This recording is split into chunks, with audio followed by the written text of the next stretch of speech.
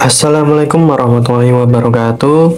Halo semuanya, perkenalkan kami dari kelompok 5. Di video kali ini kita akan belajar yaitu bagaimana cara menginstal dan menggunakan Docker di Linux. Selain itu, kita juga akan membahas instalasi Apache, PHP, MySQL, hingga membuat website dengan database yang terintegrasi. Jadi, pastikan kalian simak videonya sampai selesai. Sebelum kita mulai, penting untuk memahami perbedaan antara virtual machine dan kontainer. Singkatnya, virtual machine adalah sistem virtual yang menjalankan seluruh OS atau operasi sistem, termasuk aplikasi di dalamnya. Karena membawa OS lengkap, ukuran VM biasanya besar dan membutuhkan sumber daya yang lebih banyak. Sedangkan kontainer jauh lebih ringan. Kontainer hanya membawa aplikasi dan hal-hal yang diperlukan untuk menjalankan aplikasi tersebut tanpa OS tambahan. Oke, sekarang kita akan masuk ke langkah-langkah instalasi Docker di Linux. Untuk tutorial ini, saya menggunakan VirtualBox dengan Linux Ubuntu. Langkah pertama yaitu buka terminal kalian dan jalankan perintah-perintah berikut ini untuk memperbarui sistem kalian.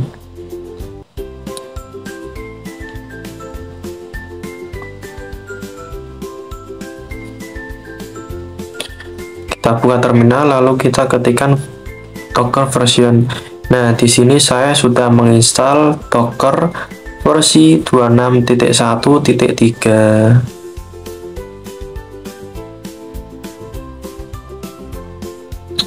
Selanjutnya, kita akan membuat image untuk Nginx, PHP, dan MySQL menggunakan Dockerfile.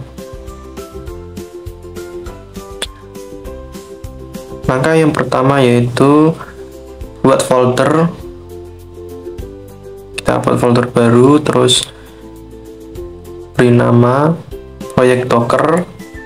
Kita buat di sini. Lalu kita masuk buat folder di dalamnya. Yang pertama PHP, lalu yang kedua Nginx, dan app.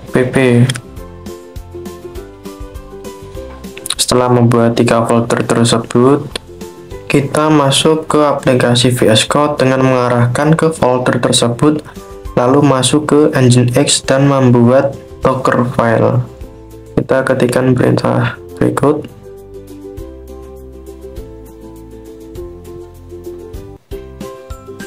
Kita pilih Nginx, terus tambah file, lalu buat Dockerfile.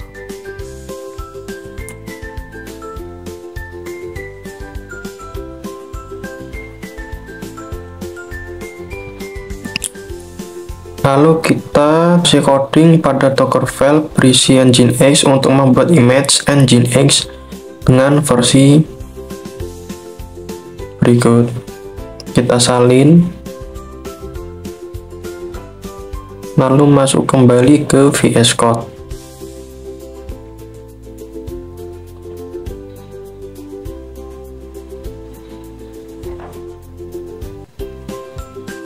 Lalu kita masukkan di sini. Jangan lupa simpan file ini. Lalu kita ganti ke folder PHP, lalu buat Dockerfile seperti tadi. Kita salin codingannya. Kita buat seperti tadi. Tambah file lalu masukkan Dockerfile. Kita salin lalu paste di sini. Dan juga simpan file ini. Klik Ctrl+S untuk menyimpan. Kemudian kita buat file SQL untuk membuat database MySQL. Buat file bernama user.sql di folder app, lalu isi dengan script berikut. Kita salin, lalu kita masuk kembali ke VS Code. kita masuk ke file app, kita tambahkan user.sql, kita paste di sini.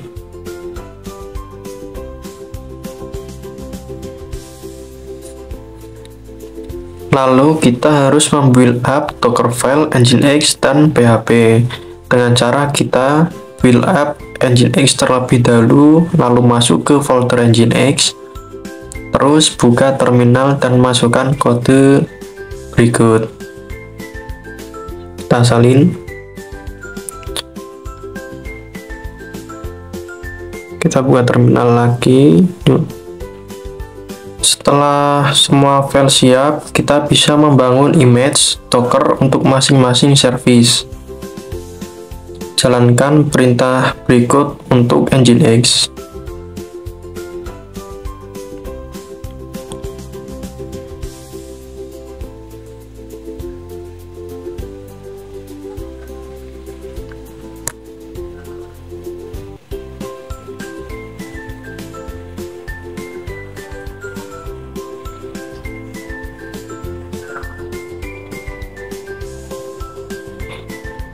Kita tunggu sebentar, kita tunggu sampai selesai.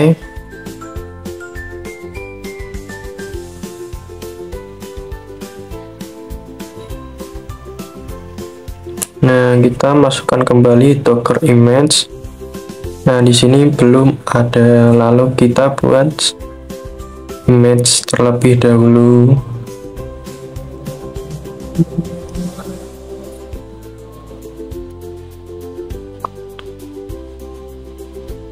Kita tunggu.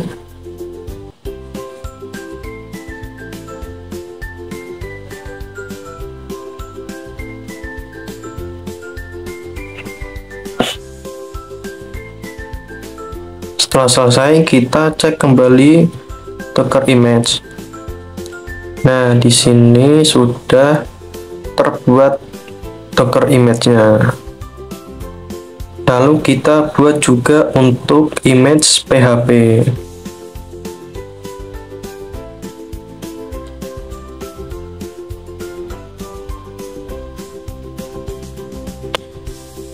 Nginx ini kita ganti ke PHP. Kita tunggu sebentar.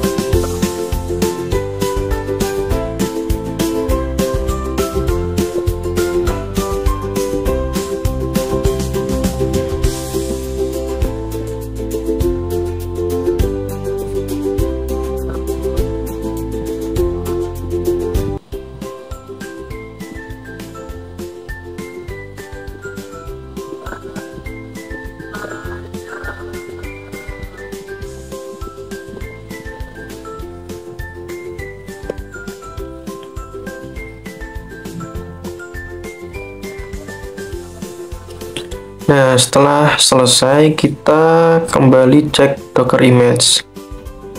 Nah, di sini sudah terinstall image PHP. Baik, akan dilanjut yaitu nomor 3, instalasi CMS, WordPress, Joomla, model sejenisnya. Di sini kami membuat sebuah program dari VS Code sendiri sehingga kami tidak memakai WordPress, Joomla atau yang lainnya. Langkah-langkah berikut adalah yaitu memasukkan atau membuat file codingan yang telah kami buat. Kami telah membuat sebelumnya sehingga kami hanya memasukkan ke dalam file yang telah diperbarui sehingga kami tidak perlu membuat dari awal lagi website tersebut. Kami mengambil file tersebut dari folder yang telah kami siapkan yaitu bernama website Docker, sehingga kami masuk dan mengambil semua jenis file berupa HTML, PHP dan sejenisnya. Kami mengcopy semuanya dan kami masukkan ke folder yang kami gunakan saat ini untuk membuat proyek Docker. Kami pastekan dan voila, maka semua file website tersebut akan masuk dan akan berada di tampilan VS Code ini, dari mulai aset hingga SQL.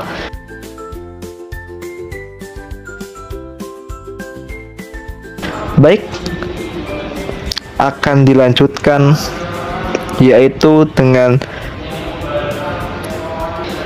membuat sebuah Docker Compose di folder app untuk mengkonfigurasi PHP dan juga Nginx. Pertama kita masuk ke folder app dan kita membuat sebuah file yaitu bernama Docker Compose.yaml, yang mana file ini akan kita masukkan sebuah codingan yang berisi sebuah konfigurasi yaitu bernama name Nginx, name PHP, name MySQL, dan juga webmin. Kami copy dan kami masukkan ke file Docker Compose.yaml. Bisa dilihat yaitu name PHP, name Nginx, dan juga MySQL di dalam konfigurasi Docker Compose ini.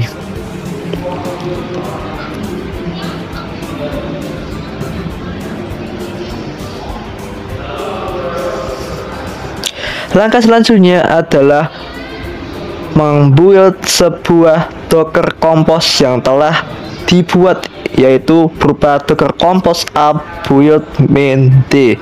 Kami copy dan juga kami masukkan ke terminal dalam bentuk perintah tersebut dan kita enter. Maka secara otomatis Docker Compose yang telah kita buat dari codingan tersebut akan dibuat secara otomatis, yaitu mulai dari Nginx, PHP, MySQL, dan juga beserta webmin yang telah terkonfigurasi. Di dalam Docker image ada MySQL, sehingga secara seluruhnya kita telah membuat semua image yang dibutuhkan. Dan di dalam Docker Pass ini atau container ini juga telah terbuat semua dari Docker build main d tadi. Maka dengan ini kontainer Nginx, PHP, MySQL sudah terbuild. Kita bisa mencoba dengan masukkan localhost, maka akan masuk ke tampilan website yang telah dibuat. Di dalam tampilan ini telah kita buat sesuai dengan kelompok 5. Akan tetapi dalam website tersebut database belum tersedia, maka kita tidak bisa login. Oleh karena itu kita harus membuat tables dan harus masuk ke folder MySQL. Oke, kita masuk ke terminal, kita pastikan codingan yang harus untuk kita ubah MySQL tersebut. Setelah itu di enter, maka akan memasukkan MySQL main u root main p register, dan juga akan memasukkan password yaitu berupa root, dan akan ditampilkan show database dari MySQL tersebut. Maka database telah dibuat dari boot up Compose sebelumnya. Akan tapi kita akan membuat tables yaitu dengan cara create table user sesuai dengan program ini. Kita salin dan kita masukkan ke terminal tersebut.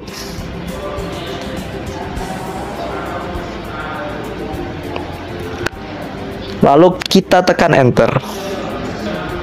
Lalu kita pilih select bintang from user untuk menampilkan apakah tabel yang kita buat telah jadi. Maka voila, ini adalah tabel yang telah dibuat, dan juga ada beberapa data yang telah masuk. Ini adalah data-data yang masuk dari tampilan website yang telah kita sign up sebelumnya, sehingga bisa kita simpulkan bahwa website ini telah terkonfigurasi juga dengan MySQL. Kita bisa coba sign up lagi, yaitu kita membuat akun baru. Kita contoh dengan nama lengkap Saiful Ganteng dengan username Saiful Ganteng juga, dan kita masukkan email berupa saifulganteng@gmail.com. Kita masukkan password yang kita inginkan, ya saya contohkan 12345, dan kita sign up. Maka otomatis data tersebut akan tersimpan di MySQL. Maka kita coba untuk login, yaitu Saiful Ganteng. Maka ketika di sign in, voila, maka akan masuk ke tampilan website selanjutnya. Ini adalah tampilan setelah login atas nama username Saiful Ganteng. Dan di halaman about ada tentang kami, yaitu adalah 3 mahasiswa, yaitu Dwi Caesar, Fadilah Hanif Ramadan, dan juga Noval Rizky Batir, yaitu kelompok 5 dalam proyek pembuatan website Docker ini. Kita kembali home dan logout.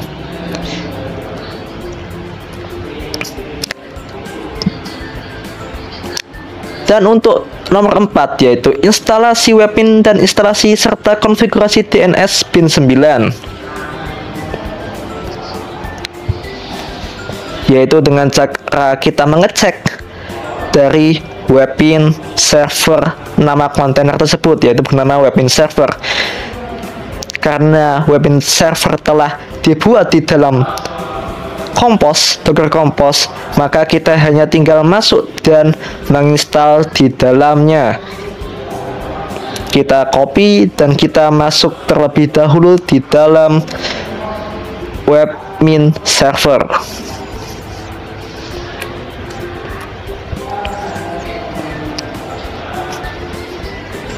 Yaitu dengan perintah docker exec min it Webmin server bus. Lalu kita enter dan kita masukkan perintah yang telah di copy.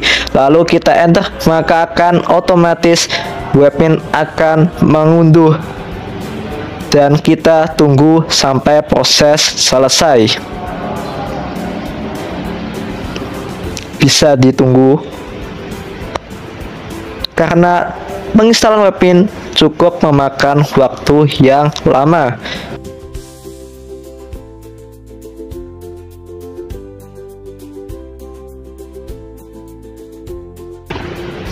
Maka akan selesai. Lanjut untuk penginstalan repositori Webmin dengan mengcopy perintah di tersebut.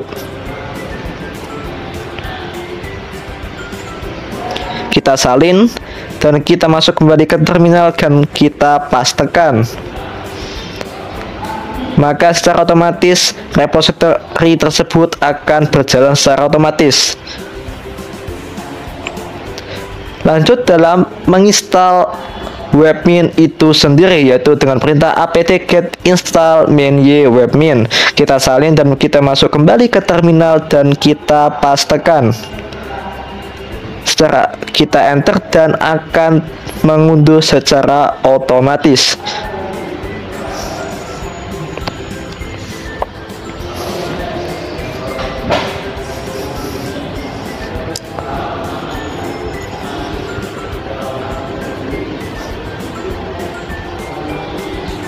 Langkah selanjutnya adalah memulai Webmin tersebut dengan perintah service Webmin start dan Webmin akan berjalan. Kita bisa mengecek dengan masukkan IP.2 1000, yaitu untuk memasuki website Webmin. Kita bisa mengecek IP kita salin, lalu masuk ke halaman pencari, kita tempelkan dan kita ketik .2 10.000, maka otomatis kita akan masuk ke tampilan halaman website Webmin. Kita masukkan username dan passwordnya. Kita sign in, maka kita sudah memasuki dashboard Webmin. Kita bisa mengecek di sistem and server status, maka di tampilan tersebut MySQL dan bin DNS server belum tercentang karena belum terkonfigurasi. Oleh karena itu kita akan mengkonfigurasinya, yaitu dengan cara Docker Network, yaitu mengecek Webmin akan memakai network apa. Oleh karena itu kita bisa mengkonfigurasikan MySQL tersebut di dalam Docker Network Webmin server. Bisa dilihat di tampilan ini bahwa MySQL belum masuk di dalam network tersebut. Oleh karena itu kita harus memastikan atau mengkonekkan agar MySQL bisa terhubung di dalam network Webmin. Kita bisa memasuki docker inspect webmin server garis lurus grep network.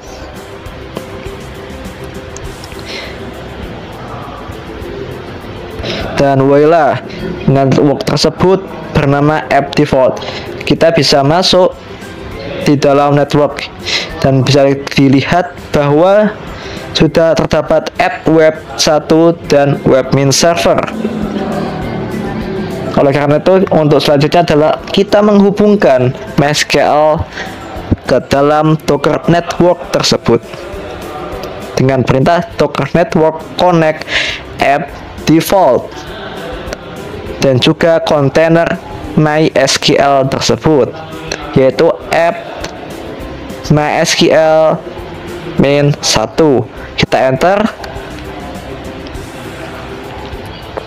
dan maka secara otomatis MySQL akan terkonek di dalam webmin. Kita bisa logout terlebih dahulu dan kita login ulang. Kita masukkan username dan password dan klik sign in. Kita masuk ke sistem, ke tools, system and server status, maka secara otomatis MySQL database server sudah tercentang.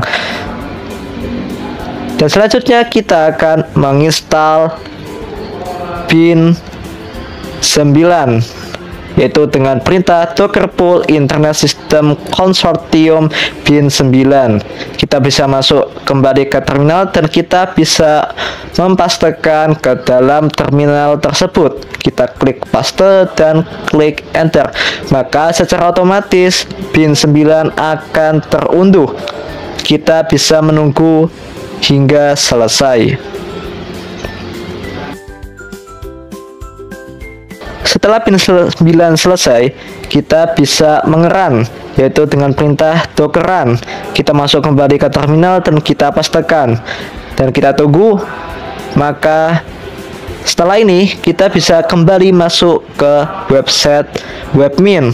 Kita bisa masuk dan kita reload tampilan website halaman ini, yaitu pada bagian system and server status. Maka voila, bin DNS server sudah tercentang beserta MySQL database server juga sudah tercentang. Dengan ini, tugas 4 yaitu konfigurasi penginstalan webmin dan bin 9 telah selesai. Selanjutnya kita akan melanjutkan, yaitu mengubah nama dari localhost. Kita bisa masuk ke default conf, kita bisa masukkan codingan tersebut dan juga bisa memilih nama yang akan kita ganti. Sekarang kita akan mengganti dengan nama kelompok5.com. Lalu kita masuk ke terminal dan kita ketik perintah sudo nano etc host. Maka kita akan masukkan kata sandi dan akan masuk ke halaman terminal ini. Kita bisa kembali mengecek IP kita dan kita bisa mengkopinya. Untuk mengubah tampilan URL atau link dari localhost, kita bisa hapus IP sebelumnya dan kita pastekan. Dan juga untuk nama website yang akan dirubah juga kita samakan dengan codingan di atas, yaitu kelompok5.com. Kita klik enter dan kita bisa keluar dari halaman ini. Lalu kita kembali ke browser dan kita klik new tab dan kita coba ketikkan kelompok5.com. Maka secara otomatis kita akan memasuki ke website yang telah dibuat seperti tadi, akan tetapi dengan nama kelompok5.com. Kita bisa membuat akun baru. Kali ini kita akan membuat akun bernama Fatah Ganteng. Username-nya juga kami menamakan Fatah Ganteng, dan untuk emailnya kami mengetik fathahganteng@gmail.com. dan juga kita memasukkan passwordnya. Lalu setelah itu kita klik sign up, maka secara otomatis akun akan tersimpan di MySQL dan kita bisa masuk ke website ini. Dan voila, kita telah masuk ke website tersebut dengan username Fatah Ganteng. Kita bisa masuk ke about dan kita bisa logout dari website tersebut, dan juga akan dilanjutkan ke job selanjutnya. Oke, kita lanjutkan dengan membahas konfigurasi FTP. Langkah pertama, kita update terlebih dahulu dengan mengetik perintah sudo apt update. Tunggu sampai proses selesai. Selanjutnya, kita install FTP dengan mengetik perintah sudo apt install vsf-tpd. Di sini saya sudah install vsf-tpd-nya. Setelah selesai, kita cek status FTP-nya dengan ketik perintah sudo su. Ketik perintah service vsf-tpd status. Nah, di sini FTP sudah berjalan atau running. Langkah berikutnya, kita tambahkan user baru. Ketik sudo add user, diikuti nama user. Misalnya di sini saya isi abcd. Lalu masukkan password. Dan kita isi semua data pada bagian ini.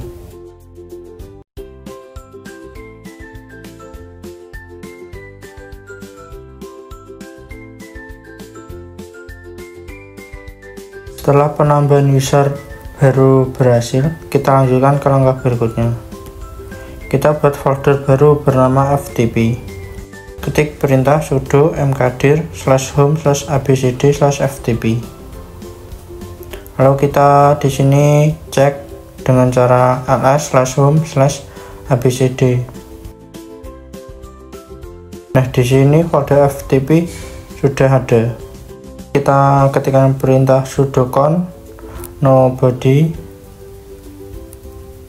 no group. Salah, kita ketik ulang sudo con no body no group /home/abcd/ftp.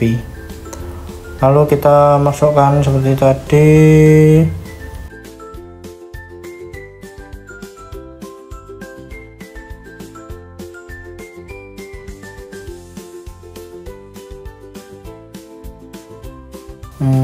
Di sini kita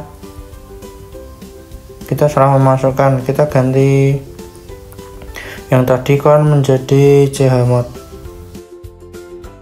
Selanjutnya buat folder baru di dalamnya dengan nama file. Dengan mengetikkan perintah sudo mkdir/home/abcd/ftp/files.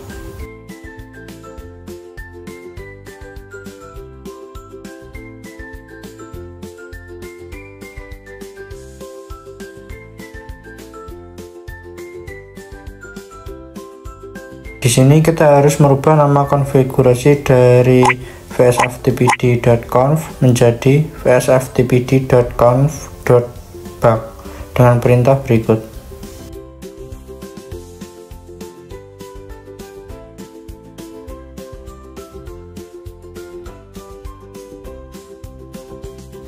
Kemudian kita buat konfigurasi vsf-tpd baru. Buka file konfigurasi dengan perintah sudo nano/etc/vsf-tpd.conf.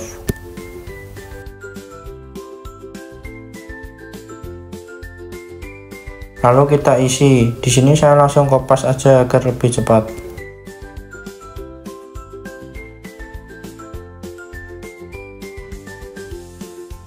Lalu simpan perubahan dan keluar dari editor. Di sini kita cek dulu dengan perintah sudo systemctl status. Dan di sini statusnya sudah berjalan atau running. Lalu kita cek IP address dengan perintah sebagai berikut. Nah, di sini ini adalah IP yang harus kita copy. Selanjutnya kita coba koneksi ke server FTP. Ini kita langsung pastekan saja, lalu kita isi username dan password, lalu klik Quick Connect. Nah, di sini sudah terhubung ya. Setelah terhubung, kita buat file biodata. Masuk ke direktori FTP Files dengan perintah cd. Buat file baru dengan perintah touchbiodata.txt. Di sini kita cek dulu ls. Edit file tersebut dengan perintah nanobiodata.txt.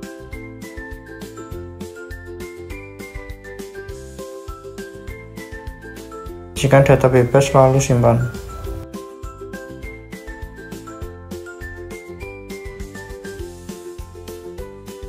Cek file biodata yang sudah dibuat. Jika belum muncul di aplikasi klien, refresh directory terlebih dahulu. Nah, di sini sudah muncul ya. Setelah itu kita coba download file biodata ke komputer lokal untuk memastikan semuanya berjalan dengan baik.